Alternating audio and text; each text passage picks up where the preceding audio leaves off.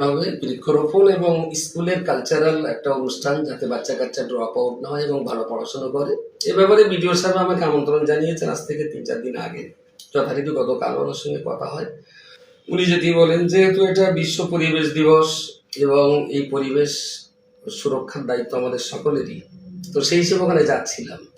রামচাকি গ্রামে আমি ঢুকে গেছি, হঠাৎ একদল মহিলা তার এইভাবে স্লোগান দিলেন, জয় শ্রীরাম স্লোগান দিচ্ছেন। আমি দাঁড়ালাম, আমার সামনে স্পট ছিল, ওনারা দাঁড়ালেন।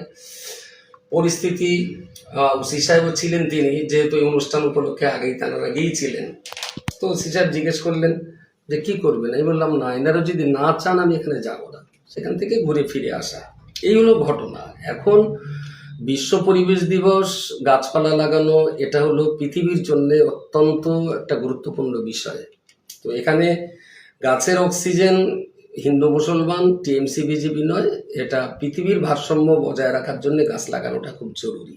এখন এরকম একটা গাছ লাগানোর অনুষ্ঠানে আমার যেতে তাদের কি অসুবিধা ছিল সেটা তারা বলতে পারতেন। শুধু তাই নয়, ওরা আমাকে ফিরিয়ে দিলেও ওখানকার রাস্তাঘাটের যে অবস্থা দেখলাম, একটু সরু রাস্তা এবং বেশ কিছু জায়গায় খারাপ আছে। তারা আমার সঙ্গে যে ব্যবহার করেছে তাতে আমি মোটেই দুঃখিত নই। এই কারণেই দুঃখিত নই যে ওই পাড়াগাঁয়ের ওই সমস্ত মহিলাদের এই সম্পর্কে কোনো ধারণাই নেই। তাদেরকে যেমনভাবে বোঝানো হয়েছে তারা তেমনভাবেই বুঝেছে। আমি মনে করি গাছ লাগানোটা এটা মানুষের কল্যাণ নয়, বরং পৃথিবীতে যত মানুষ ছাড়াও অন্যান্য প্রাণী আছে তাদের সুস্থ শরীর নিয়ে বাঁচার জন্যে গাছ লাগানোটা অত্যন্ত জরুরি। তো সেটাকে কেউ যদি হিন্দু মুসলমানের চোখে দেখে তাহলে নিশ্চয়ই এর চাইতে বড় অজ্ঞতা আর কিছু হতে পারে না। বা গাছ লাগানোটা কেউ যদি রাজনৈতিক দৃষ্টিভঙ্গি দিয়ে বিচার করে, এটাকেও আমি কোনো মতেই গুরুত্ব দিতে পারি না। অনেকে আমাকে তৃণমূলের এমএলএ হিসেবে ভাবে। আমি বললাম এটা ভুল ধারণা। তৃণমূল টিকিট দিয়েছে, আমি লড়াই করেছি, কিন্তু এমএলএ হওয়ার পরে আমি কোনো দলের এমএলএ নই, আমি এলাকার মানুষের এমএলএ। তো তারা যদি আমার উপকার না চায়, রবীন্দ্রনাথ ঠাকুরের একটা কথা আছে যে উপকার করবার অধিকার থাকা চাই। তো আমি যতই উপকার করতে যাই, কেউ যদি আমার উপকার নিতে না চান তাহলে সেখানে আমার যাওয়া উচিত না। তো সেই হিসেবে আমার ফিরে আসে। এর পরেও বলছি, ওরা আমার সঙ্গে যে ব্যবহার করেছেন তার জন্য আমি দুঃখিত না, আমি ভারাক্রান্ত মোটেই নই। সুযোগ হলে তারা যদি কোনোদিন মনে করেন যে আমার দিয়ে কোনো কাজ হবে, সেখানে আমি আবার যাবো ওই জায়গায়। এবং রাস্তাঘাট কিছু জায়গায় খারাপ দেখেছি, বিডিও সাহেবের সঙ্গে কথা বলবো। ওখানকার ওই রাস্তাঘাটের যে সমস্ত জায়গায় খারাপ আছে সেটা মেরামত যাতে করা যায়, সংস্কার যাতে করা যায়, সে ব্যাপারেও চেষ্টা থাকবে। এটাকে অনেকে অনেক রকম জায়গায় নিয়ে যেতে চাইছেন, আমি বলছি না, এটা করবেন না। যারা বলেছেন তারা আদিবাসী, ওরা আমাদের দেশের প্রাচীন বাসিন্দা। তো তাদেরকে ভুল বোঝানো হয়েছে, তাই তারা এমন করেছে। একদিন তো হতে পারে আমি তাদের এমএলএ, আমার কাছে তাদের কোনো যদি প্রয়োজন থাকে তারা নিশ্চিত আসতে পারে। তাদের যদি প্রয়োজন হয় আমি আবার সেখানে যাব।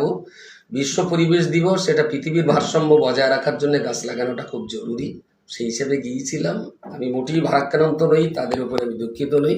বরঞ্চ আমি খুব আনন্দ পাবো যে তাদের এই ভাঙাচোরা কিছু জায়গায় খারাপ আছে রাস্তাটা, ওই রাস্তাগুলো মেরামত করে দেওয়ার জন্য আমি বিডিও সাহেবকে আগে বলবো। যদি কোনো স্কোপ থাকে ওই জায়গার রাস্তাঘাটগুলো আগে করতে হবে। এমনটা নয় যে তারা আমার সঙ্গে যেমন ব্যবহার করেছে আমি পাল্টা তাদের সঙ্গে তেমন ব্যবহার করব।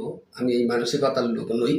তারা যেমন ভুল বুঝেছে আমাকে সুযোগ দিতে হবে, তাদের সঠিকটা বুঝবার মতো সময়ের অপেক্ষা আমাকে করতে হবে। একে নিয়ে কোনো রাজনীতি, কোনো পলিটিক্স কেউ যদি এটা করে থাকেন তাহলে নিশ্চয়ই তিনি পৃথিবীর জন্যে একটা মারাত্মক শত্রুতার কাজ করেছেন। কারণ গাছ লাগানো অনুষ্ঠান কোনো ব্যক্তি, কোনো ধর্ম, কোনো জাতের, কোনো রাজনৈতিক দলের নয়। এটা সব মানুষের কল্যাণ, এরা ভারতবর্ষের কল্যাণ, এরা বিশ্বের কল্যাণ। তো সেই রকম কাজে ওরা বাধা দিয়ে কি আমার আটকাতে পারবে? আমি এমএলএ হিসেবে আমার নামে 1000 গাছ এসেছে, আমি সেই গাছ পাঠিয়েছি। বিডিও সাহেব ওখানে গাছ নিয়ে গেছেন এবং আমার গাছ পঞ্চায়েতে আমি পাঠাচ্ছি। আমি ব্যক্তিগতভাবেই গাছ লাগাচ্ছি, গাছ লাগানো পছন্দ করি। আপনাদেরকেও বলছি যে আমাকে ওখানে গাছ লাগাতে দেয়নি, এটা যদি আমার জন্য কারোর কষ্ট হয় তাহলে আপনারা প্রত্যেকেই একজন আগামীকাল পরশুর ভিতরে একটা করে গাছ লাগান। যে ওরা গাছ লাগাতে দেয়নি কেউ, তাই বলে গাছ লাগানোটা যেন বন্ধ না হয়। এ কাজ আমাদের চালিয়ে যেতে হবে। এটা পৃথিবীর ভারসাম্য বজায় রাখার জন্য এই কাজ আমাদের করতে হবে। এখন দেখুন, যে চালির ভাত খেতে হয় সেই চালির ঢেকুর তুলতে হয়, এটা তো আমরা বুঝি। যারা কম বেশি একটু খোলা চোখে দেখছেন, একটা দেশ সর্বনাশের জন্যে বেশি কিছু লাগে না। মিডিয়া যদি সত্যের কালি যদি সঠিক মানদণ্ডে ব্যবহার না হয়, মিডিয়া যদি একেবারেই অসত্যর রূপ ধারণ করে তাহলে সে দেশ ধ্বংস হওয়ার জন্য যথেষ্ট। সেই জন্যে আমি প্রত্যেক মিডিয়ার যারা সাংবাদিক আছেন, প্রচারক আছেন, তাদের কাছে আমার একান্ত দাবি থাকবে, আপনারা সত্য কথা বলুন এবং সৃজনশীল গঠনমূলক সমালোচনা করুন। অযথা মিথ্যা কথা বলে, আজকেও আমাকে নিয়ে কোনো সংবাদ মাধ্যম এমন করা হয়েছে যিনি পালিয়েছেন, ভেরি গুড। আপনাদের কথায় যদি আমি পালিয়ে থাকি, বাই চান্স ধরলো আমি পালালাম না, থাকলাম, আমার সঙ্গে স্কোয়াড রয়েছে, আমার সিকিউরিটি আছে, পুলিশ আছে, আমি যদি জোর করে বলতাম ওখানে যাব আমি, তাহলে তাদের সঙ্গে কিন্তু জনগণের একটা ধস্তাধস্তি হতে বাধ্য ছিল।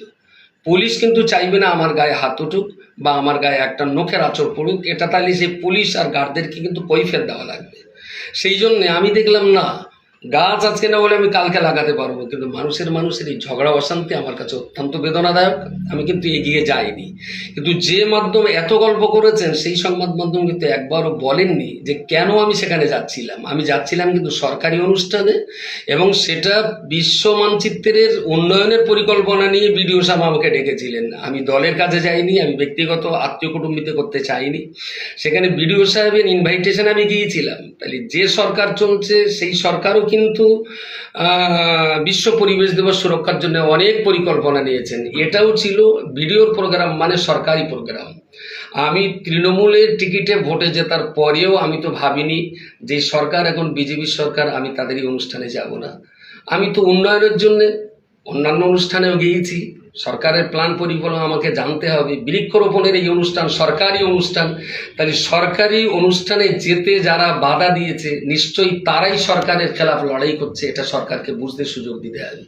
যারা রাজ্য চালাচ্ছেন তাদেরকে বুঝতে সময় দিতে হবে যে আমি আব্দুল মাতিন এমএলএ হয়ে গাছ লাগানোর বৃক্ষরোপণ অনুষ্ঠানে যাচ্ছিলাম, এটা সরকারি অনুষ্ঠান। বিজেপি আপনার ভিডিওর আমন্ত্রণে যাচ্ছিলাম, সেই আমন্ত্রণে কেউ যদি যেতে বাধা দিয়ে থাকে তাহলে নিশ্চয়ই তারা সরকারের সঙ্গে লড়াই করছেন, এটা সরকারকে বুঝতে হবে। সুতরাং যে মিডিয়ারা এইরকম ষড়যন্ত্রমূলক সংবাদ মিথ্যাভাবে প্রচার করছেন, জনগণ তাদের একদিন বুঝতে পারছেন এবং আরও ভালো করে বুঝবেন, এবং তার জন্য তাদের কৈফিয়ত একটা টাইম দিতে হবে। তার জন্য তাদের তৈরি থাকতে আমি অনুরোধ করছি।